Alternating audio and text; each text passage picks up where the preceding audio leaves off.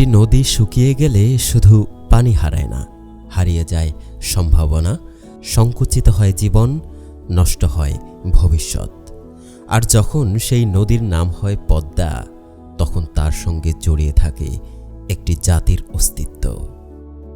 1951 সালে ভারতের পরিকল্পনায় আসে গঙ্গার প্রবাহ নিয়ন্ত্রণের চিন্তা। উদ্দেশ্য ছিল হুগলি নদীর পলি সরিয়ে কলকাতা বন্দরের নাব্যতা ফিরিয়ে আনা।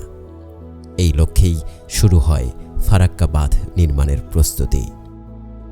নির্মাণ শুরু হয় 1961 সালে, শেষ হয় 1971 সালে, আর 1975 সালের 21শে এপ্রিল এটি পরীক্ষামূলকভাবে চালু করা হয়।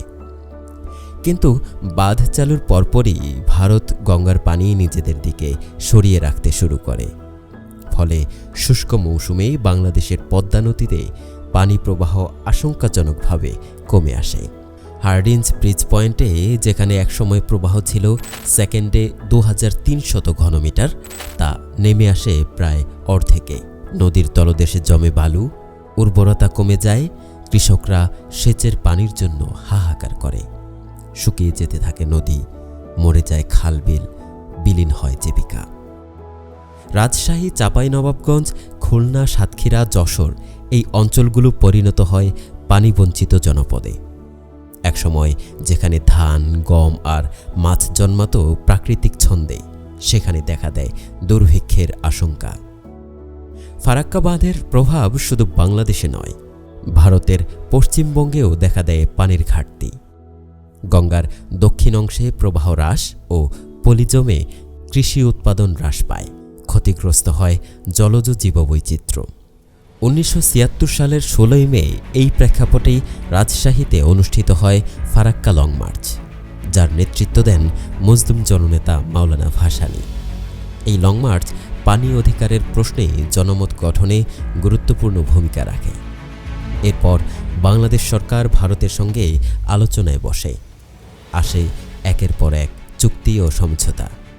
1977 সালে প্রথম গঙ্গা পানি চুক্তি, তারপর 1982 ও 1985 সালের সমঝোতা, সর্বশেষ 1996 সালে স্বাক্ষরিত হয় 30 বছরের গঙ্গা পানি চুক্তি। কিন্তু বাস্তবে শুষ্ক মৌসুমে পানি বরাদ্দ আজও অনিশ্চিত। প্রতি বছরই প্রবাহে দেখা দেয় হেরফের। পরবর্তী বছরগুলোতেও বিভিন্ন সময়ে প্রতিবাদ হয়েছে। 1997 সালে হয় নদী বাঁচাও আন্দোলন ঢাকায় ও রাজশাহীতে। 2004 ও 2011 সালে নাগরিক সমাজ স্মারকলিপি দেয় ভারতীয় হাইকমিশনের কাছে। 2017 সালে ঢাকায় অনুষ্ঠিত হয় সেমিনার ফারাক্কা চুক্তি পুনর্বিবেচনা চাই শিরোনামে। ফারাক্কা বাঁধের প্রভাবে গত কয়েক দশকে বাংলাদেশে ক্ষতির পরিমাণ ছাড়িয়েছে 1 লক্ষ কোটি টাকা। মাটি হারিয়েছে উর্বরতা, বাড়ছে পানির লবণাক্ততা, বিলুপ্তির পথে ইলিশসহ বহু মাছের প্রজনন চক্র। এছাড়াও নদী ভাঙনে ভেঙে গেছে বসতভিটা, বদলে গেছে ভূপ্রকৃতি, দুর্বল হয়েছে পরিবেশের ভারসাম্য। গবেষণায় উঠে এসেছে ক্ষতি শুধু অর্থনৈতিক নয়, এটি ছিল নদী, মাটি ও মানুষের অস্তিত্বের ক্ষতি। শুধু কি তাই, অনাকাঙ্ক্ষিত অসময়ে অতিরিক্ত পানি ছেড়ে বারবার কৃত্রিম বন্যা সৃষ্টিও করেছে ভারত। নদীর পার্শ্ববর্তী এলাকার জনজীবন হয়েছে দুর্বিষহ। একটি বহমান সভ্যতা যেন স্তব্ধ হয়ে গেছে একতরফা বাঁধের নির্মমতার কাছে। ফারাক্কা বাঁধ কেবল একটি বাঁধ নয়, এটি একতরফা রাষ্ট্রীয় সিদ্ধান্তের প্রতিচ্ছবি, যা প্রতিবেশী রাষ্ট্রের প্রাকৃতিক ভারসাম্য চূর্ণ করেছে। এটি আমাদের শেখায়, নদী কেবল পানির ধারা নয়, এটি একটি দেশের প্রাণ। আর নদী যদি রাজনীতির শিকার হয়, তবেই জীবনও পরিণত হয় সংগ্রামের নামান্তরে।